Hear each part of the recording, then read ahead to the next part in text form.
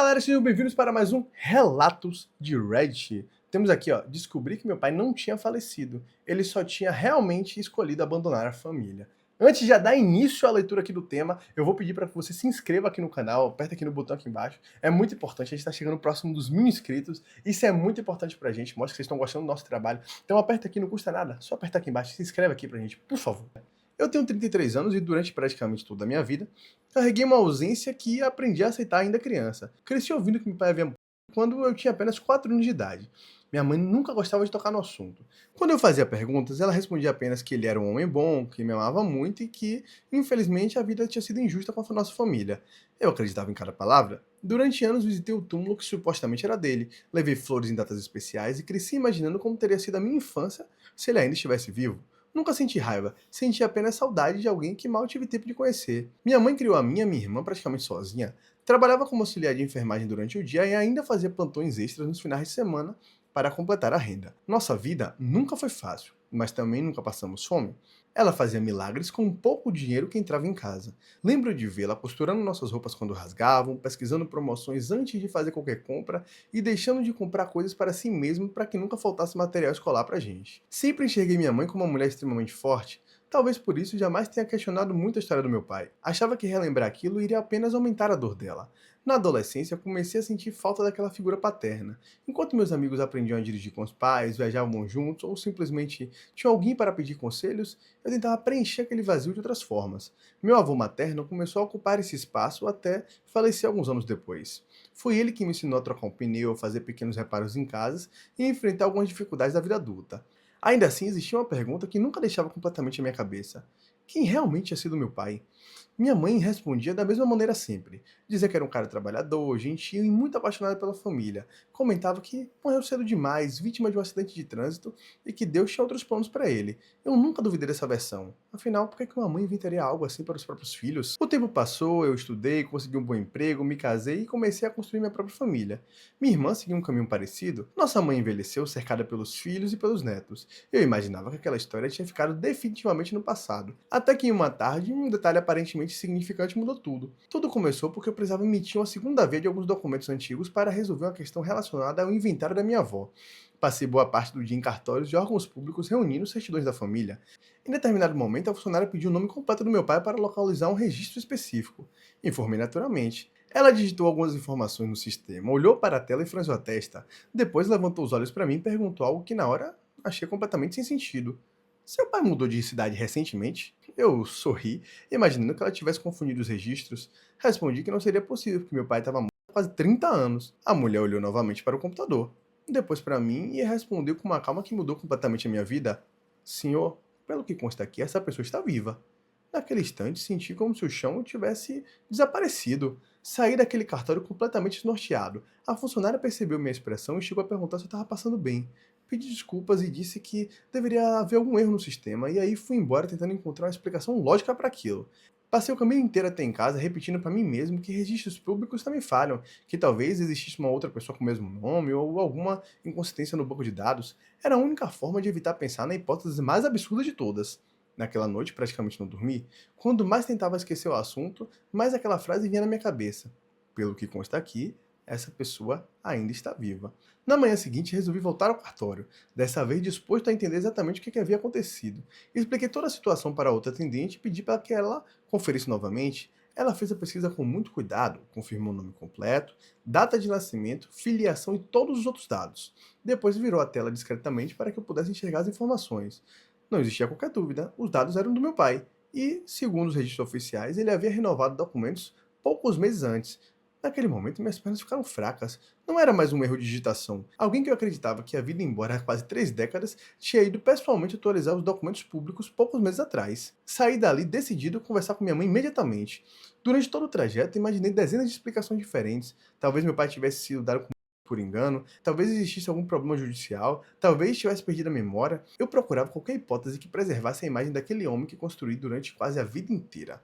Olha, gente, se é comigo, eu realmente ia ficar sem entender, velho. Eu ia. Né, porque querendo ou não, pra mim, meu pai é um bom pai, tá? Um excelente pai. E a figura que eu sou hoje, o cara que eu sou hoje, é também proveniente do cara que o pai foi comigo. entende? Então, assim, ninguém nasce de determinada forma, todo mundo aprende a ser de determinada forma. Então eu aprendi muito com meu pai. Meu pai é um homem muito centrado no sentido das responsabilidades dele, sabe? Então, por exemplo, meu pai é um cara que, se ele falar pra você agora, ô meu filho, me empreste, nunca aconteceu, né? Pelo menos ainda não. Mas assim, pô, meu filho, me empreste, sei lá, R$ 10. Meu pai automaticamente, se ele falar assim, ó, meu filho, me empreste R$ 10 que eu vou pagar esses R$ 10 dividido de 5 vezes de R$ 2 pra você, mês a mês. É o cara que eu tenho certeza absoluta que ele pagaria. Então, assim, é o cara que é muito honesto, sabe? Tipo assim, tem as suas falhas como qualquer outra pessoa, tá? Mas é um cara que, tipo, me ensinou a ser boa parte do que eu sou, né? Então, nesse caso aqui, você ouvir história sobre o seu pai e do nada você quebrar uma imagem inteira, que basicamente, talvez, vou chutar aqui, tá?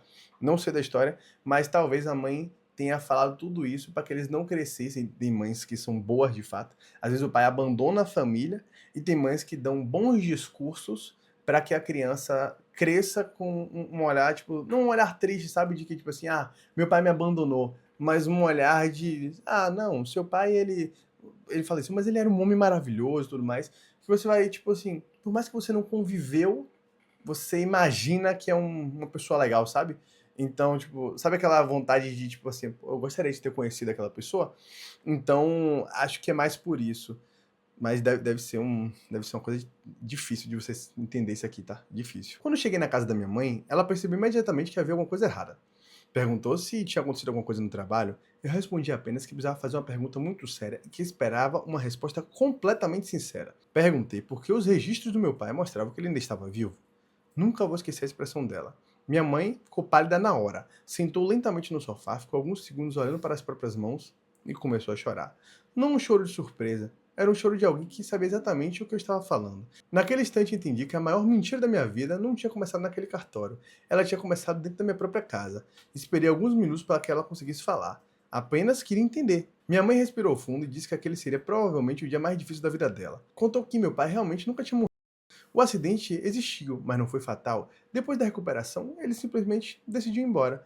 No início, achei até que tivesse ouvido errado. Perguntou novamente. Ela repetiu a mesma resposta. Meu pai escolheu abandonar a própria família. Segundo minha mãe, nos meses seguintes ao acidente, ele começou a chegar tarde em casa, viajar com mais frequência e inventar desculpas cada vez menos convincentes. Até que um dia saiu cedo dizendo que resolveria um problema e nunca mais voltou. Durante semanas ela tentou encontrá-lo. Descobriu então aquilo que destruiu completamente seu casamento. Meu pai mantinha outro relacionamento havia anos, e aquela outra mulher também tinha filhos. A pior parte, porém, ainda estava por vir. Minha mãe contou que quando finalmente conseguiu encontrá-lo, ele fez um pedido que ela jamais imaginou ouvir. Disse que queria começar uma vida completamente nova, sem esposas, sem filho e sem passado. E pediu para que ela dissesse para todo mundo que ele havia falecido. No primeiro momento achei aquilo um absurdo. Perguntei por que ela aceitou. Foi então que ela começou a contar os detalhes que ela nunca tinha dividido com ninguém. Na época eu tinha apenas 4 anos, minha irmã ainda era um bebê. Meu pai disse que iria desaparecer completamente sem deixar qualquer ajuda financeira caso ela insistisse em procurá-lo judicialmente. Disse que mudaria de estado, trocaria de emprego, faria de tudo para nunca mais ser encontrado. Minha mãe estava emocionalmente destruída, sem dinheiro, com 2 crianças pequenas e completamente sozinha. Ela contou que durante semanas tentou convencê-lo para pelo menos continuar sendo o pai dos filhos dela. Ele recusou, disse que queria apagar aquela parte da vida dele. Foi então que minha mãe tomou a decisão que carregaria pelo resto da existência. Preferiu que nós crescêssemos acreditando que nosso pai tinha morrido como um bom homem, ao invés de saber que simplesmente ele tinha escolhido nos abandonar. Aí, gente, o que eu tinha dito, a mãe criou uma dor nela para poder mostrar que, na verdade, o pai era um bom pai, só para as crianças não ficarem mal. Olha o sentido, o cara abandonou, 4 anos de idade, o filho, a filha com alguns meses ainda. Isso pra mim é totalmente descabido. Eu espero que ele tenha deixado algum valor financeiro, pelo menos para compensar uma parte, né? Dar uma ajuda financeira. Eu espero. Ela dizia que não suportava a ideia de nos ver esperando telefonemas que nunca chegariam ou aniversários que ele jamais lembraria. Na cabeça dela era menos cruel sentir saudade de alguém que já tinha ido embora do que viver sendo rejeitada por alguém vivo. Eu ouvi tudo em silêncio. Pela primeira vez na vida, não sabia quem estava certo ou errado. Só sabia que minha infância inteira tinha sido construída sobre uma mentira. Naquela noite liguei para minha irmã, contei tudo, ela começou dizendo que era impossível.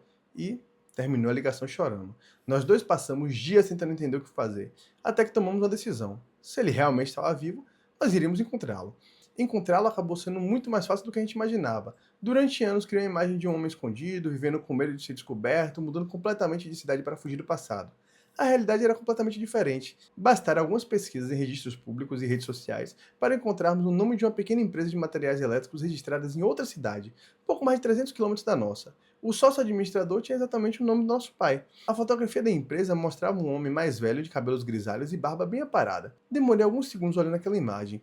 Eu não estava vendo um desconhecido. Pela primeira vez na vida eu estava olhando para o rosto do homem que deveria ter me ensinado tanta coisa e simplesmente escolheu não estar presente.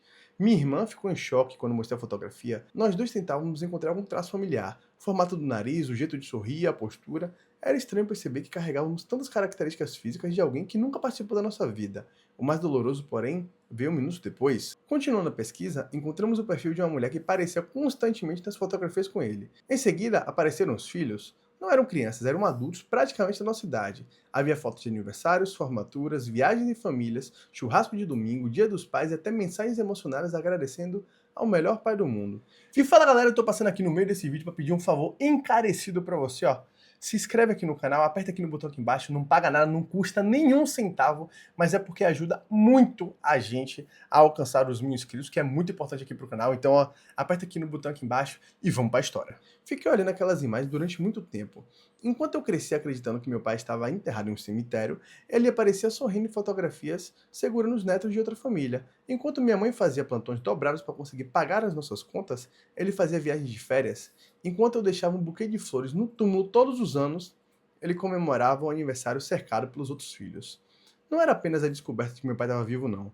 Era descobrir que ele tinha escolhido ser pai, só que de outras pessoas. Durante vários dias, pensei realmente se valia a pena procurá-lo. Minha esposa dizia que talvez eu nunca encontrasse a resposta que procurava. Minha irmã não conseguia decidir se queria abraçá-lo ou perguntar porque nunca fomos suficientes. Eu mesmo mudava de ideia todos os dias. Havia momentos que sentia curiosidade, em outros, apenas raiva. Olha, gente, assim, ó. Eu acho que eu iria. Mas assim. Eu acho que eu iria com raiva, tá? Eu acho que eu iria com raiva. Principalmente pelo que tá aparecendo aqui, é que assim, a mãe fez tudo. O pai não ajudou com nada. É o que tá me parecendo aqui. Eu tô tentando entender ainda, não sei se ele vai deixar isso claro aqui na história, mas tô tentando entender ainda se, tipo assim, em algum momento ele continuava mandando algum dinheiro pra mãe, ou se realmente não mandava nenhum centavo mensal, ou se deixou alguma quantia, sei lá, deixou uma quantia alta logo de início, só pra ele poder, sabe? Tipo assim, fica aí com essa quantia e me deixa em paz, sabe? Porque assim, você deixar duas crianças mesmo, um bebê de colo, na verdade, de uma criança, e construir outra família, só que de qualquer jeito, e aparecer nas fotos assim, como se, tipo assim, bem feliz. Velho, não dá, não dá. Eu ia ficar boladão, velho, eu ia ficar boladão. Muito bolado. Se duvidasse, a depender da situação, ainda processava pra poder pegar todo o retroativo que não pagou dos dois filhos durante os 18 anos aí. Rapaz, eu ia ficar boladão, boladão. E, óbvio, todo esse dinheiro eu daria pra minha mãe. Todo o dinheiro. Eu não precisaria pegar nenhum centavo do dinheiro. Mas não ia ser tão fácil assim, não. Não ia ser tão fácil, não. Mas uma pergunta que não sai da minha cabeça. Como é que alguém consegue viver quase 30 anos fingindo que os dois filhos simplesmente não existem? No fim, resolvemos viajar até outra cidade onde ele morava. Não avisamos a ninguém, não marcamos encontro, queríamos apenas vê-lo de perto antes de decidir qualquer coisa. Chegamos em uma sexta-feira pela manhã. A empresa funcionava em uma avenida movimentada. Estacionamos o carro do outro lado da rua e ficamos observando a movimentação. Pouco antes das 9 horas, um carro parou em frente ao prédio. Um homem desceu carregando uma pasta de documentos. Ele caminhava devagar, cumprimentava os funcionários pelo nome e sorria para praticamente todo mundo que encontrava. Era ele, meu pai. Passei quase 5 minutos olhando sem conseguir abrir a porta do carro. Minha irmã começou a chorar. Nenhum de nós dizia absolutamente nada. Era uma sensação muito estranha. Aquele homem parecia completamente comum. Não tinha aparência de vilão, não tinha aparência de ninguém cruel. Pelo contrário, ele transmitia exatamente a imagem de um senhor respeitado, educado e querido pelas pessoas ao redor. Talvez tivesse sido justamente isso que mais doeu, porque significava que ele era plenamente capaz de ser uma boa pessoa. Ele apenas escolheu não estar conosco. Esperamos o expediente terminar. Quando ele saiu da empresa caminhando em direção ao estacionamento, atravessamos a rua. Ele olhou rapidamente para nós, continuou andando, depois voltou a olhar mais uma vez. Foi possível perceber exatamente o instante que nos reconheceu. Seu rosto perdeu completamente a cor. Parou no meio da calçada, ficou alguns segundos sem conseguir dizer uma palavra. Eu fui o primeiro a falar. Perguntei apenas: "Você sabe quem nós somos?" Ele fechou os olhos por algum instante e depois respondeu bem baixo: sei. Aquela palavra destruiu a última esperança que ainda existia dentro de mim. Durante anos imaginei que talvez ele não soubesse onde estávamos, que talvez tivesse sido enganado, que alguém tivesse impedido nosso contato. Mas não. Ele sempre soube quem éramos, e mesmo assim nunca nos procurou. Conversamos durante quase uma hora em uma praça próxima dali. Ele tentou explicar que era jovem demais quando tudo aconteceu, que tomou decisões das quais se arrependia profundamente, e que, depois de tantos anos, acreditava que seria melhor não aparecer para não reabrir feridas. Ouvi tudo em silêncio, até que fiz uma pergunta simples. Você lembra quando foi meu aniversário de 10 anos? Ele abaixou a cabeça. Perguntei sobre a primeira comunhão da minha irmã, sobre a minha formatura, sobre o casamento dela, sobre o nascimento dos meus filhos. Ele não sabia responder nenhuma. Então tirei do bolso uma fotografia antiga. Era uma imagem minha, ainda criança, segurando flores, em frente ao túmulo onde minha mãe dizia que ele estava enterrado. Coloquei a fotografia nas mãos dele e disse: enquanto eu fazia isso todos os anos, você estava comemorando o Dia dos Pais com outra família. Meu pai começou a chorar. Foi a primeira vez que o vi demonstrar algum tipo de sentimento verdadeiro. Mas por mais duro que pareça, aquele choro chegou tarde demais. Não havia como recuperar os aniversários perdidos, não havia como voltar às apresentações da escola, não havia como ensinar um filho a dirigir aos 30 anos de idade, não havia como ser pai depois de escolher não ser durante quase 3 décadas. Antes de irmos embora, ele perguntou se existia alguma possibilidade de reconstruirmos nossa relação. Olhei para minha irmã, depois olhei para ele e respondi com toda a sinceridade que consegui encontrar. Disse que talvez um dia eu conseguisse perdoá-lo. Mas existia uma relação de pai e filho, exigia uma coisa que ele abandonou muito antes de abandonar nossa casa. Exigia convivência, exigia presença, exigia escolha, e essa escolha ele já tinha feito muitos anos antes. Hoje ainda penso naquela conversa de vez em quando. Minha mãe nunca nos impediu de manter contato com ele. Disse apenas que a decisão seria sempre nossa. Nós optamos por seguir nossas vidas, sem ódio e sem vingança nenhuma, mas também sem fingir que quase 30 anos de ausência poderiam ser apagados por um pedido de desculpas. Até hoje eu considero essa uma das perguntas mais difíceis que já enfrentei. Se vocês descobrissem que o pai que acreditavam não estar vivo, na verdade passou décadas vivendo com outra família, vocês conseguiriam dar uma segunda chance? Ou acham que existem abandonos que simplesmente não têm volta? Gente, olha, primeiro eu tenho que realmente tirar o chapéu pra essa mãe, tá? O que essa mãe carregou durante esses 30 anos, essas 3 décadas, é muito pesado, gente. É realmente muito pesado. É algo de, assim, imensurável. Não tem como eu dizer aqui pra vocês a dor que ela deve ter sentido durante todo esse tempo. Porque, assim, as crianças também sentem a dor. Mas, assim, ela foi abandonada. Ele abandonou a família, só que, assim, as crianças eram pequenas. Então, assim, ó, é menos doloroso você crescer sem alguém que você já não tinha, entende? Então, assim, é mais fácil você... É menos difícil, na verdade, você estar com alguém, no caso com sua mãe ali, e não sentir tanta falta do pai em alguns momentos, porque ele nunca esteve ali presente em si. Então, talvez você vai sentir em épocas específicas, por exemplo, datas comemorativas, tipo Dia dos Pais, ou sei lá, uma reunião de colégio, ou um aniversário que às vezes você vai na casa de um amiguinho, tá todo mundo lá, e o amiguinho, todo mundo quando é criança, pergunta: cadê seu pai, cadê sua mãe e tudo mais. Isso existe realmente e traz uma dor muito grande. Mas você, pra mãe, né, falar bem do pai para que as crianças não ficassem mal, imaginando que ele tinha abandonado, algo assim nesse sentido, essa mãe é muito, muito guerreira, tá? Muito guerreira mesmo. Para os filhos, extremamente doloroso também. E assim, eu acho que a decisão dele foi muito ruim, tá? Ele falou que, mas eu decidi para não reabrir as feridas. Era melhor ter reaberto. É muito melhor você chegar. É melhor ele chegar e falar assim: olha, eu tomei a decisão quando eu era mais novo, sei lá, quando eles tivessem, sei lá, 25 anos, por exemplo, 5 anos atrás, no caso de quando aconteceu isso aqui. Então ele chegar, ó, eu sei que eu sumi por 25 anos, mas eu decidi que eu quero fazer parte da vida de vocês. Tô aqui pedindo perdão pelo que eu fiz. É muito melhor do que você ser procurado. Você tomar a iniciativa mostra muito mais do que você ser procurado por alguém. E eu tô dizendo isso assim, ó, porque eu cresci com uma pessoa da minha família em específico, eu não vou falar exatamente quem, mas uma pessoa da minha família que eu cresci realmente junto com essa pessoa. E o pai dela não era presente. Aliás, não é presente. Ela já é adulta também, já tem próximo da minha idade ali, certo? O pai dela não é presente de fato. E é muito complexo, né? Complexo porque, assim, a situação que eu via quando ela era pequena, os choros, as dores, os incômodos que ela sentia, todo aniversário dela, quando a gente era pequeno, todo aniversário dela ela chorava. Todo. Todo, sem falta. Todos os aniversários ela chorava. E esses choros que ela tinha, eu me lembro em um específico que o pai dela apareceu lá.